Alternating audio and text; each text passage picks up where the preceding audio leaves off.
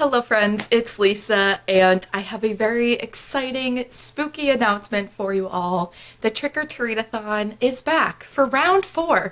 This is the 4th year we're doing the Trick-or-Treat-a-thon, and that is so bonkers to me, but I'm so excited to share what we're going to be doing this year for our spooky autumnal October readathon. I've got my Salem, Massachusetts sweatshirt on. I'm ready for the spooks. So in case you have not heard of the Trick-or-Treat-a-thon before, it is a month-long readathon hosted by me and a few of my friends here on BookTube, and it is just a very spooky readathon. Every year it's kind of a different theme, and it's focused on various Halloween spooky things, and it's a month-long readathon, like I said, and it's also very chill, very relaxed. If you can get a book to count for multiple prompts, that is okay to do. You can definitely double up or triple up or whatever you need to do. It's a very chill, laid-back readathon. There aren't a whole lot of rules, but we do have some fun prompts to provide for you. So this year we are doing kind of childhood favorite Halloween or like spooky episodes and basing the prompts off of that. So some of those iconic Halloween episodes of some of our favorite childhood shows, we're basing the prompts off of those episodes. So very fun and very nostalgic. I'm also gonna try really hard not to keep saying spooky, but I feel like that's gonna be really hard for me to do. But yeah, let's just get into it. I'm going to start sharing the prompts that we have for you this year for the Trick-or-Treat-a-thon. So the first episode and show that we based this prompt off of was the Sweet Life of Zach and Cody Halloween episode, The Ghost of Sweet 16. And this is one of the few episodes that we have listed here that I remember watching a lot as a kid, even though it did kind of terrify me. I've always been a bit of a chicken.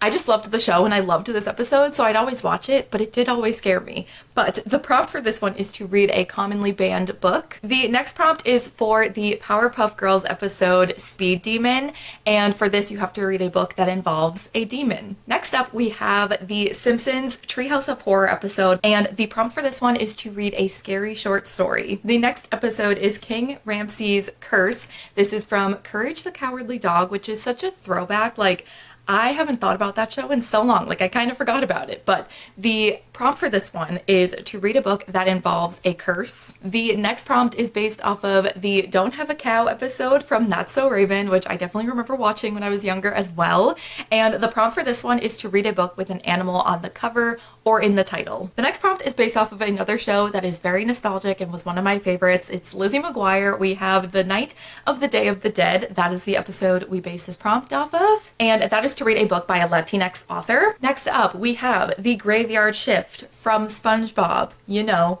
the hash-slinging slasher, you know the one. And that prompt is to read a book at night. Next up, we have the Haunted episode from Teen Titans, and the prompt for this is to read a gothic novel. And the final episode and the final prompt is for the Magic School Bus, and that is in the Haunted House. And the prompt for this one is to read a spooky children's book or middle grade book. So those are all of the prompts, all of the episodes we base the prompts off of. I think this is going to be super fun, very like spooky and nostalgic. I know I just said spooky again, but I can't help it.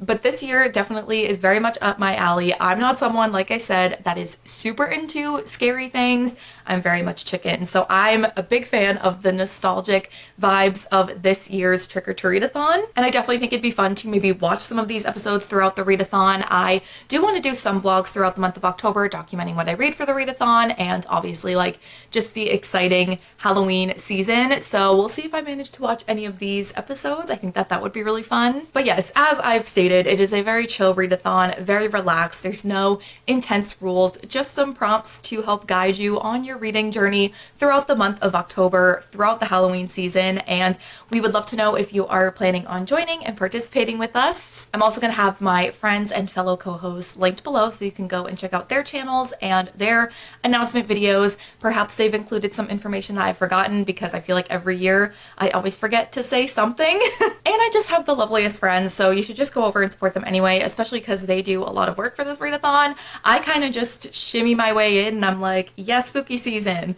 I want to be involved, but they do a lot of the work for this readathon, so definitely go over and check them out, subscribe to them, support their videos. We're also, I think, planning on doing some live shows and some live reading sprints throughout the month, so make sure you go and subscribe to everyone so that will pop up in your subscription box, but we will also be probably posting about any live shows or anything that's going on over on our Instagram. You can follow us at trick_or_Readathon. I will have our Instagram linked below for you all to go and follow, and that will be where we'll also be keeping you up to date on any live shows or any prompts or anything like that. Definitely go over and follow us there. But yeah, very excited for this year's Trick or Treat-a-thon. I hope you will be participating with us, but I think that is going to be it for this announcement video. So thank you all so much for watching, and I will see you in the next one. Bye.